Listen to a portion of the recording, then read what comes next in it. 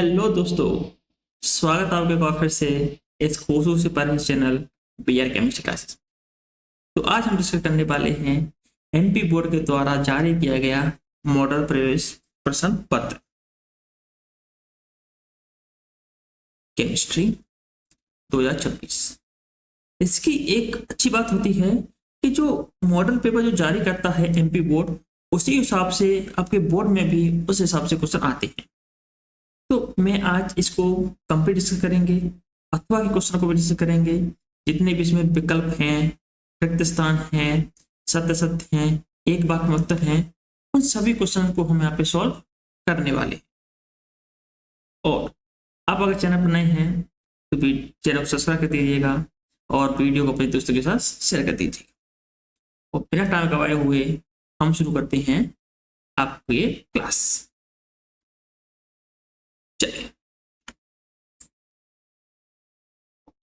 सही विकल्प से स्टार्ट करते हैं।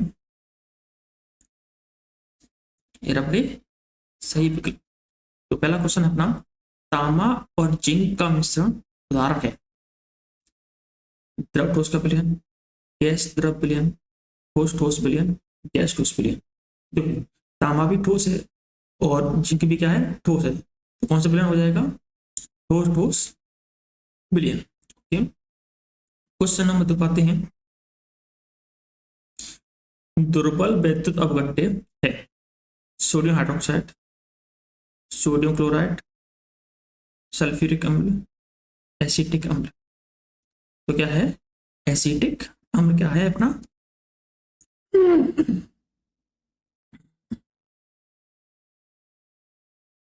तो एसिटिक अम्ल क्या है अपना, दुर्बल वैद्युत अपघट्य। क्वेश्चन नंबर 3 पर चलते हैं। वे तत्व या आयन जिनमें अयुग्मित इलेक्ट्रॉन पाए जाते हैं, अनुचुंबकीय, प्रतिचुंबकीय, लोह चुंबकीय और प्रतिलोह चुंबकीय, तो कौन से होंगे वो, अनुचुंबकीय होंगे। ओके, क्वेश्चन नंबर 4 पर चलते हैं। क्लोरोफॉर्म का रासायनिक सूत्र है, तो क्या होता है, CHCl गलत है, CCl4 भी गलत है, क्या होता है CHCl3 क्या होता है इसका राइट आंसर है। ओके, क्वेश्चन नंबर 5 पे चलते हैं।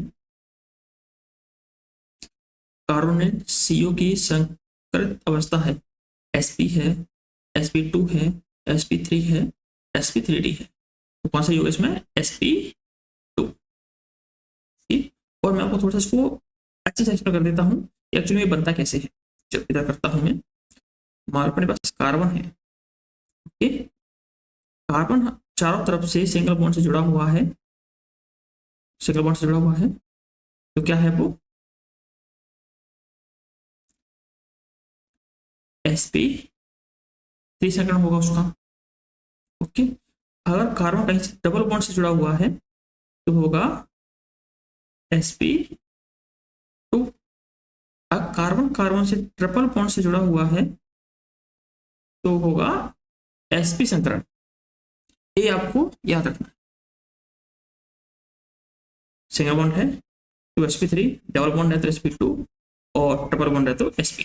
अब देखो कार्बन के बीच में क्या है, डबल बॉन्ड है तो sp2। क्वेश्चन नंबर 6 पे चलते हैं।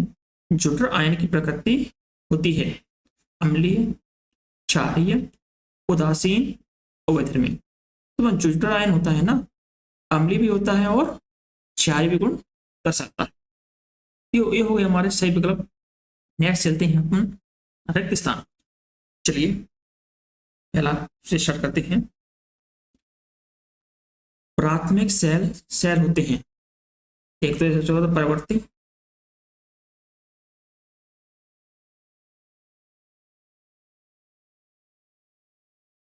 परवर्ती सेल होते हैं,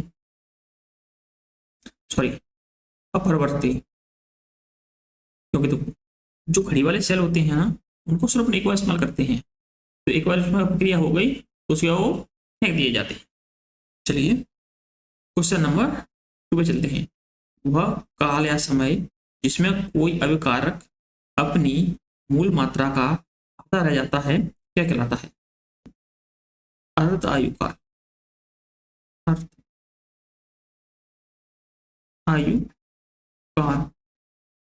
जो कोई अभिक्रिया आदि हो जाती है तो उसको क्या बोलते हैं, अर्धायुकार। ओके, क्वेश्चन नंबर 3 पे चलते हैं। समूह 11 के तत्व के संयोजी कोष के 3D उपकोष में इलेक्ट्रॉन की संख्या कितनी होती है? समूह 11 के तत्व के संयोजी कोष में 3D उपकोष में इलेक्ट्रॉन की संख्या कितनी होती है? तो वो होती है 10। क्वेश्चन नंबर 4 पाते हैं। कार्बोलिक अम्ल का रासायनिक सूत्र है, तो क्या होगा?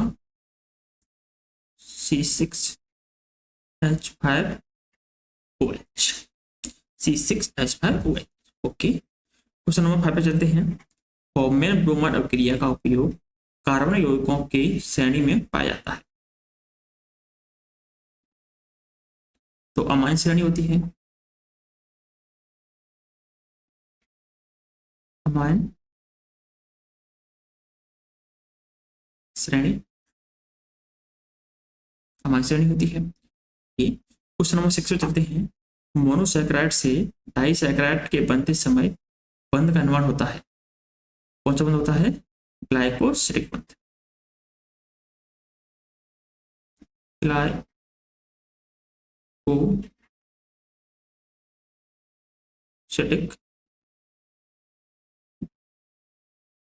कौन सा बंध होता है? ग्लाइकोसिडिक बंध। ओके, अब आते हैं सत्य सत्य पर। Question number 3, question number 1 start करते हैं। जल में उपस्थित फ्लोराइड आयनों की 1 ppm मात्रा धन चरण रोकती है, एकदम सत्य है। यहाँ पे लिख देता हूं सत्य। ओके, चलिए क्वेश्चन नंबर 2 को करते हैं। संवेदी संकेतों का कोशिकाओं के मध्य संचार का मूल आधार वैद्युत रसायन है, एकदम सत्य बात है ये। क्वेश्चन नंबर 3 में चलते हैं। जिंक कैडमियम मर्क्यूरी संक्रमण तत्व है, यह सत्य है, क्योंकि ये क्या है? संक्रमण तत्व श्रेणी में नहीं आते, क्योंकि इसका टी कच्चा क्या होता है? पूर्ण होता है। क्वेश्चन नंबर 4 पे चलते हैं। एक आणविक नाभिक स्नेही प्रतिस्थापन में विन्यास का प्रतिबंध होता है, सत्य है। क्वेश्चन नंबर 5 पे चलते हैं। कार्बोनिल यौगिकों, वस्त्रों, सुगंध, प्लास्टिक तथा औषधियों के संगठन होते हैं, क्या हो जाएगा? सत्य।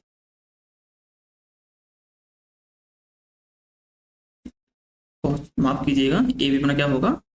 सत्य होगा। चौथा, ओके, ये होगा अपना सत्य।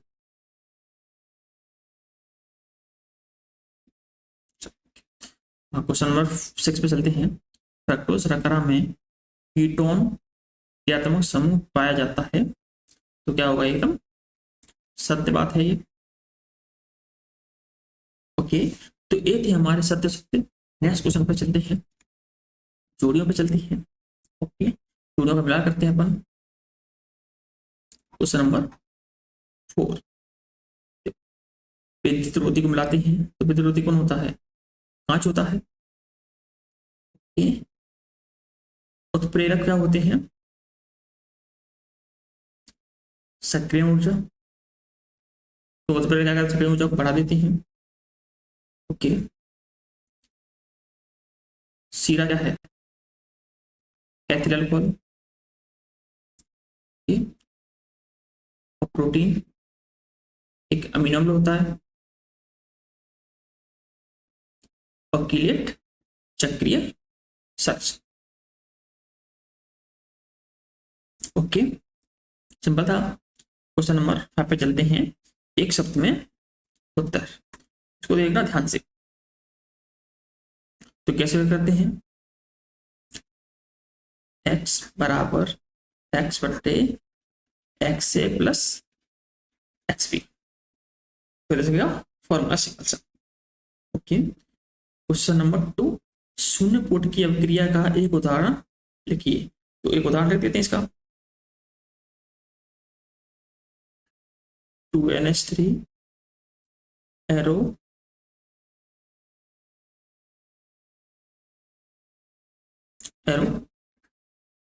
2 प्लस 3H2। ये हो गया क्या, शून्य कूट की अभिक्रिया का उदाहरण।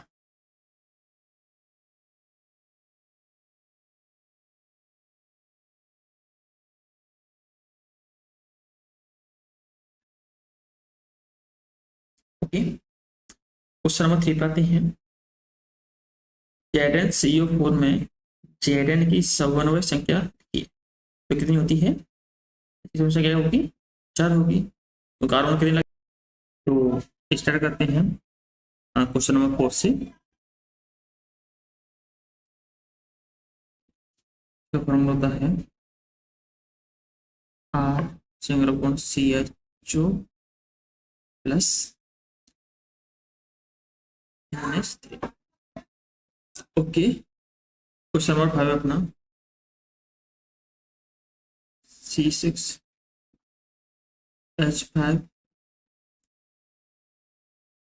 SO2 Cl, वो तो अपना क्या, हिंसबर्ग अपगणक।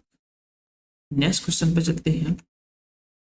ओके, क्वेश्चन नंबर 6 करते हैं और हम इसको पूरा डिस्कस करेंगे, मतलब जो अथवा जो क्वेश्चन होगा ना उसको हम डिस्कस करेंगे।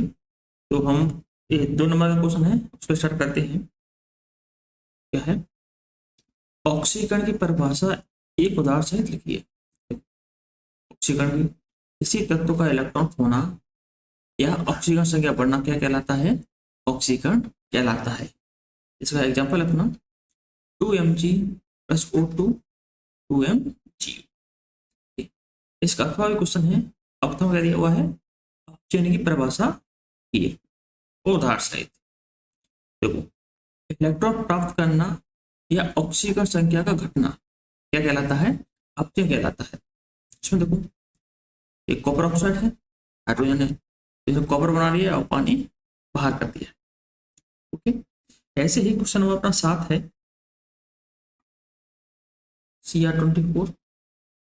क्या बनाना है आपको, इलेक्ट्रॉनिक विन्यास लिखना है अपने को। देखो लिखा है ना, Z इक्वल टू क्या होता है 24 होता है। तो ये तो मार्क्स है ना, इसको मैं पढ़ देता हूँ। एक नंबर है 2 मार्क्स, तो होता था 35 4s1। ओके, इसमें है नीचे 7वां का क्वेश्चन, सोडियम डाइक्रोमेट से पोटेशियम डाइक्रोमेट प्राप्त करने का केवल रासायनिक समीकरण लिखना है। देखो क्या है इसमें, सोडियम डाइक्रोमेट, फिर क्या है पोटेशियम डाइक्रोमेट। तो क्या करवाएंगे, पोटेशियम सोडियम डाइक्रोमेट की क्रिया करवाएंगे इससे KCl से, तो क्या बन जाएगा, पोटेशियम डाइक्रोमेट बन जाएगा और इनसे अपना बाहर हो जाएगा। ओके, अब करते हैं क्वेश्चन नंबर 8। 3D संकरण श्रेणी में Zn को संकरण तत्व क्यों नहीं माना जाता, पता करते हैं क्यों नहीं माना जाता। जिंक में 3D कोष पूर्ण 3D10 होता है होने से संकरण तत्व नहीं है, यानी जिस तत्व का 3D कक्षक फुल भरा होता है उसको संकरण तत्व में नहीं माना जाता है। जैसे Zn है, अपना CD है, अपना Hg है, ये संकरण तत्व की श्रेणी में नहीं माने जाते। तो अगर डी कक्षक होता है ना एकदम पूर्ण होता है। और आपको ज्यादा नहीं लिखना है, सिर्फ 2 नंबर में क्वेश्चन आ रहा है तो आपको ज्यादा नहीं लिखना है, उतना ही लिखो।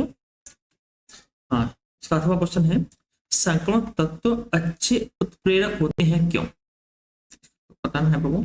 संक्रमण तत्व उत्प्रेरक होते हैं क्योंकि डी ऑर्बिटल में इलेक्ट्रॉन आसानी से दान करते हैं पर ग्रहण हो जाता है। यहाँ जगह जो डी कक्षक होता है ना उसमें इलेक्ट्रॉन आसानी से आ सकते हैं और आसानी से जा सकते हैं, इस वजह से क्या करते हैं, ये उत्प्रेरक का गुण दर्शाते हैं। नेक्स्ट क्वेश्चन पे चलते हैं। क्वेश्चन नंबर 9 है, कीलेट संकुल क्या होते हैं, एक उदाहरण लिखिए। जब एक लिगेंड धातु से चक्रीय संरचना बनाता है तो क्या कहते हैं, उसको कीलेट संकुल कहते हैं। जैसे कि EDTA, इसकी फुल फॉर्म होती है ethylene diamine tetra acetate. Okay, इसका अथवा भी क्वेश्चन देख लेते हैं अपन। हेटेरोलैक्टिक संकुल क्या होते हैं, एक उदाहरण ये। तो हेटेरोलैक्टिक विभिन्न प्रकार के लेगेंड वाले संकुल होते हैं।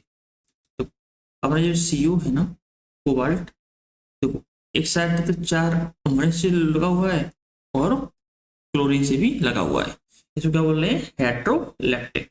तो अलग अलग प्रकार का इसमें लिगेंड आए हुए हैं, सिंपल है। क्वेश्चन नंबर 10 करते हैं। निम्नलिखित अभिक्रिया में मुख्य उत्पाद A एवं B का सूत्र लिखिए। अभिक्रिया देखनी क्या है अपने C6H5COOH कार्बोक्सिलिक अम्ल है, बेंजोइक अम्ल, इसके करवाने इस पे PCl5 से, तो अपने को A बताना है और B बताना है। तो देखो PCl5 क्या करेंगे तो क्या बनाएगा C6H5CuCl और क्या बन जाएगा PuCl3HCl निकल जाएगा। उसके बाद C6H5CHO अपना B बन जाएगा, जब इसकी क्रिया किससे होगी, बेरियम सल्फेट से और लेड से। सिंपल था एकदम। इसका अथवा क्वेश्चन देख लो, एल्डिहाइड के रजत द्रव्य परीक्षण का केवल रासायनिक समीकरण लिखिए। तो क्या है, एल्डिहाइड है AgNH3 होल ट्वाइस, क्या बन गया है, कार्बोक्सिलिक अम्ल बन गया है, और Ag का अपक्षेप बन गया है, अमोनिया गैस बाहर निकल गई है। सिंपल है। नेक्स्ट क्वेश्चन पर चलते हैं। मैंने इसको इसमें थोड़ा सा शॉर्ट में समझाया है, ठीक है। क्वेश्चन नंबर 11 में देखते हैं। प्राथमिक एमीन प्राप्त करने के लिए अम्ल एमाइड पर कास्टिक पोटास और ब्रोमीन द्रव के एल्कोहलिक विलयन की क्रिया का रासायनिक समीकरण लिखिए। RCONH2 Br2 ब्रोमीन है, पोटेशियम हाइड्रोक्साइड है, क्या बन गया है, प्राथमिक एमीन बन गया है, पोटेशियम पोटेशियम कार्बोनेट बन गया है और पोटेशियम ब्रोमाइड बन गया है। ये सब की और क्या कहते हैं अपन को, होममेन अभिक्रिया को अपन कहते हैं। ओके, ऐसे इसके अथवा में भी देखते हैं। प्राथमिक एमीन परीक्षण के लिए कार्बन एमीन पर अभिक्रिया का रासायनिक समीकरण लिखिए। RNH2 CHCl3 3KOH RNC 3H2O 3KCl। Simple था। क्वेश्चन नंबर 12 देखते हैं। क्या होता है जब एनिलीन कमरे के ताप पर ब्रोमीन जल से क्रिया करता है। देखो क्या है, एनिलीन है, ब्रोमीन से क्रिया करवा रहे हैं, तो क्या बन जाता है 2,4,6 ट्राई ब्रोमो एनिलीन। मैं इसको तुमको वो ही बता देता हूँ उसकी ये होती कैसे है।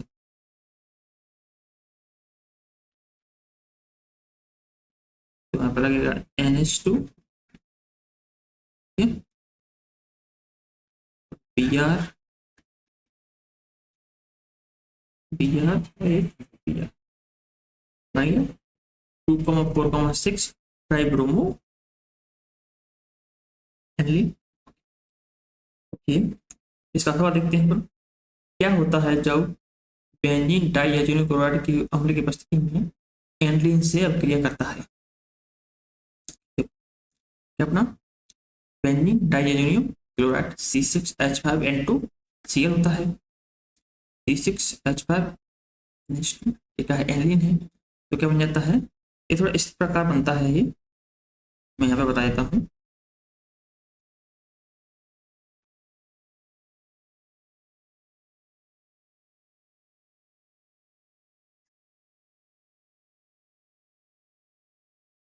इस तरह से बनता है। ओके, क्वेश्चन नंबर 13 देखते हैं। वैद्युत अपघटन का फेराडे का प्रथम नियम एवं गति व्यंजक लिखिए। फेराडे का प्रथम नियम निक्षेपित पदार्थ का द्रव्यमान विद्युत आवेश की क्या होता है, समानुपाती होता है। M = ZI जोड़ी ZQ, क्यू क्या होता है, आवेश होता है। मैंने को शॉर्ट समझाया है। कोलराउस का आयनिक संबंधी नियम सूत्र लिखिए। तो क्या होता है, लैम्डा m अनंत बराबर लैम्डा प्लस अनंत प्लस लैम्डा माइनस अनंत, ये होता है। ओके, नेक्स्ट क्वेश्चन में चलते हैं। ये अपना IUPAC नाम पूछ रहा है इसमें क्वेश्चन नंबर 14 में। NiNH3 का पॉजिटिव Cl2 का नाम क्या है। क्या होगा, हेक्सामाइन निकेल साइकिन chloride. ZnCO4 tetra carbonate zinc 0, K3FeCN का 6 पोटेशियम हेक्सासाइनोफेरेट थर्ड, इसका भी है अपना। हाँ, इसका उल्टा है, ए सूत्र दिए थे, इसके नाम बताने थे और इसमें नाम है इसके सूत्र बनाने पर। Tetra carbonate nickel NiCO4, potassium tetra hydroxy zincate K2ZnOH4, hexamine cobalt second, hexamine cobalt second chloride. Okay, question number 15 पाते हैं। क्या होता है जब सिर्फ समीकरण देना है? प्रोपेनॉन CH3 से क्रिया करता है और फिर जल अपघटित होता है। ये होता है अपना गिरगनाट अपकर्मक। इसी क्रिया करवाएंगे एसीटोन की गिरगनाट अपकर्मक से, तो ये अपना बन जाएगा CH3 का और COH CH3। ठीक, सेकंड अपना फॉर्मेल्डिहाइड कैनुजार अपक्रिया दर्शाता है, तो SCHO फॉर्मेल्डिहाइड है अपना, तो फॉर्मूला बन गया है और मेथिल अल्कोहल बन गया है।